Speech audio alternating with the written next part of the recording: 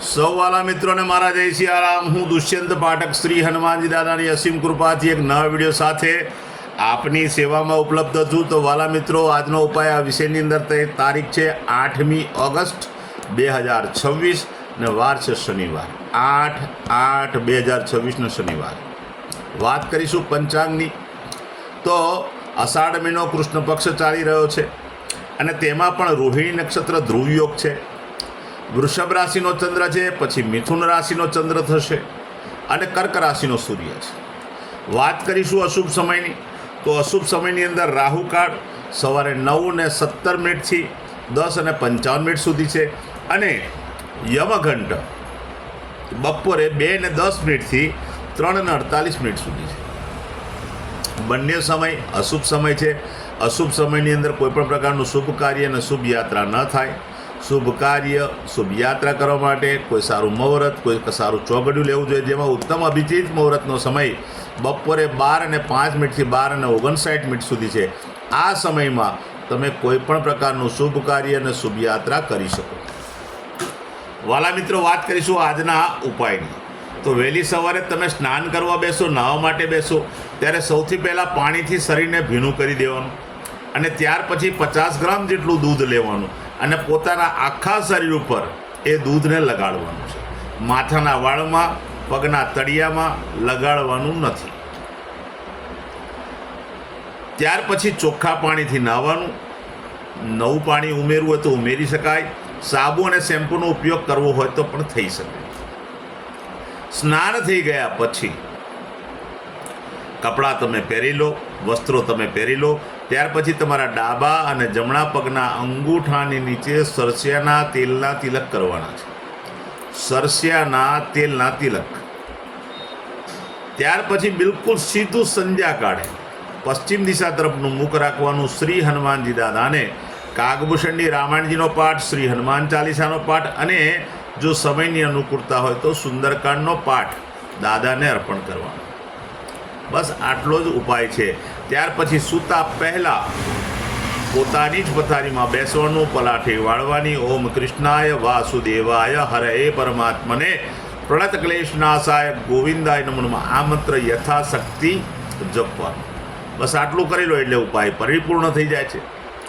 જે મારા વાલા મિત્રનો જન્મદિવસ 8/8/2026 ને શનિવારના દિવસે આવ્યો છે, તેવા બધા જ વાલા મિત્રોને સૌપ્રથમ તો જન્મદિવસની શુભકામના। શ્રી હનુમાનજી દાદા એમની મનોકામના પૂર્ણ કરે, બલબુદ્ધિ વિદ્યા આપે અને એમનું અને એમના પરિવારનું દાદા રક્ષણ કરે। વાલા મિત્રો, ઉપાયના ભાગરૂપે મેં કહ્યું તે પ્રમાણે સ્નાન, મેં કહ્યું તે પ્રમાણે સરસિયાના તેલના તિલક ડાબા જમણા પગના અંગૂઠાની નીચે કરવાના। ત્યાર પછી કોઈ પણ હનુમાનજી દાદાના મંદિરે જવાનું છે અને બુંદીના લાડુ લઈને જવાનું છે। યથાશક્તિ બુંદીના લાડુ લઈને જજો, ભગવાનના દર્શન કરજો, હનુમાનજી દાદાના લાડુ ધરાવજો અને પ્રસાદના રૂપમાં બધાને વહેંચજો। ત્યાર પછી ગૌશાળાએ જવાનું, ગાયોની પરિક્રમા કરવાની, ગાયોની સેવા કરવાની, ગાયોને લીલું ઘાસ, ઘાસનું દાન આપવાનું અને સાથે સાથે પોતાના ઘરે ભોજન બન્યું હોય તે ભોજન પણ ગાયોને અર્પણ કરવું। બીજો ઉપાય એ છે કે સંધ્યાકાળે ચણાના લોટમાં બનેલું ફરસાણ નાના નાના બાળકોને, જરૂરિયાતમંદ લોકોને, શ્રમિકોને, ગરીબોને, બ્રાહ્મણોને બધાને ભેટ સ્વરૂપે તમારે આપવાનું। આજના દિવસે વરસાદની સિઝન ચાલી રહી છે, તેને ધ્યાનમાં લઈને કોઈ જરૂરિયાતમંદ વ્યક્તિને તમે કંઈક છત્રીનું દાન આપશો તો પણ ઉત્તમ પરિણામ પ્રાપ્ત થશે અને તેમાં છત્રી ભૂરા અથવા કાળા રંગની હશે તો પણ ઉત્તમ પરિણામ પ્રાપ્ત કરશો।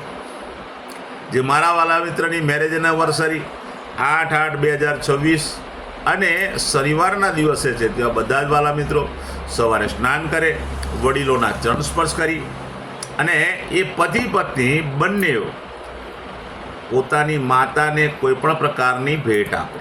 પહેલું કામ। બીજું કામ, ગૌશાળામાં જવાનું, ગાયોની સેવા કરવાની, પતિ પત્નીએ ગાયોની પરિક્રમા કરવાની, ગાયોને લીલું ઘાસ, ઘાસનું દાન આપવાનું અને પોતાને ત્યાં ભોજન બન્યું હોય તે ભોજન પણ ગાયોને અર્પણ કરવું। અને ત્રીજું ને અંતિમ કાર્ય એ છે કે વૃદ્ધાશ્રમ, અનાથાશ્રમ, વિધવાશ્રમ, જરૂરિયાતમંદ લોકોને, શ્રમિકોને, ગરીબોને, બ્રાહ્મણોને તમારે પૂર્ણ સીધાનું દાન કરવાનું, પૂર્ણ સીધાનું દાન. પણ જ્યારે સીધાનું દાન કરો ત્યારે સરસવનું તેલ અવશ્ય આપજો.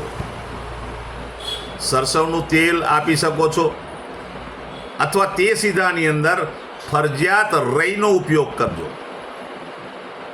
બસ આટલું કરી લો. ભગવાનની કૃપા પતિ અને પત્ની પર આખું વર્ષ રહેશે. મારા બધા જ વિડીયો યુટ્યુબ પર હોય છે. મારી ચેનલનું નામ છે દુષ્યંત પાઠક. મારી ચેનલને સબસ્ક્રાઈબ કરો, બેલ આઇકન દબાવવાનું ભૂલતા નહીં. હું નિયમિત એક વિડીયો મૂકું જ છું. તમે બેલ આઇકન દબાયેલું હશે તો તરત જ તમારા મોબાઈલ પર નોટિફિકેશન આવશે અને તમે મારો વિડીયો તરત જ જોઈ શકશો. તો પ્રાર્થના કરું છું, મારી ચેનલને સબસ્ક્રાઈબ કરજો અને બેલ આઇકન અવશ્ય દબાવજો. મારું ઇન્સ્ટાગ્રામ, મારું ફેસબુકનું પેજ, એનું નામ પણ દુષ્યંત પાઠક છે. મારા પેજને ફોલો કરજો, લાઈક કરજો અને બે હાથ જોડીને પ્રાર્થના કરું છું બધા જ વિડીયોને શેર કરજો. કારણ કે કોઈ સંઘર્ષમાં ફસેલા વ્યક્તિને મારા બોલવાથી એને ઉપાય જળશે અને ભગવાન એનું પણ કલ્યાણ કરશે. હું નિયમિત એક વાત કહું છું કે મારો વિડીયો એકવાર જોવાથી કે એકવાર ઉપાય કરવાથી 24-48 કલાકમાં પરિણામ નિયમિત ઉપાય કરશો તો પરિણામને પ્રાપ્ત થશો. ના વિડીયોમાં ફરીથી મળીશું. આપ સૌને મારા સીતારામ.